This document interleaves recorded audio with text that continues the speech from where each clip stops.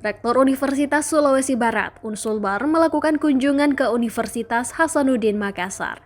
Kunjungan audiensi dengan Rektor Unhas ini terkait dengan permohonan dukungan dalam pengembangan sumber daya manusia (SDM) di Unsulbar. Rektor Universitas Hasanuddin, Profesor Dr. Insinyur Jamaluddin Jompa MSc, didampingi Wakil Rektor Bidang Kemitraan, Inovasi, Kewirausahaan dan Bisnis Universitas Hasanuddin, Profesor Dr. Engineering Adi Maulana STMPhil, menyambut kedatangan Rektor Unsulbar, Profesor Dr. Muhammad Abdi SSI MSI.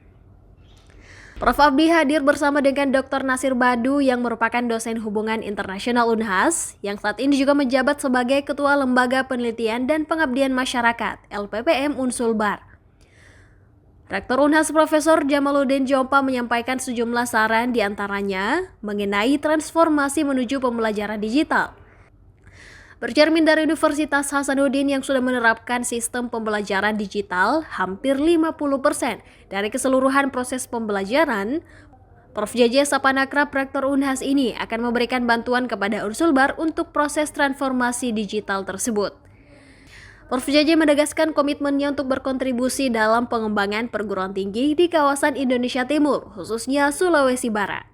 Sementara Rektor Unsulbar, Profesor Dr. Muhammad Abdi SSI MSI, segera membentuk tim untuk menindaklanjuti masukan dari Rektor Unhas ini. Banyak hal-hal tadi yang disampaikan oleh Pak Rektor Unhas kepada kami, banyak ide-ide untuk pengembangan Unsulbar lebih jauh. Terutama tadi tentang transformasi digital, yaitu memang perlu segera kita wujudkan ya.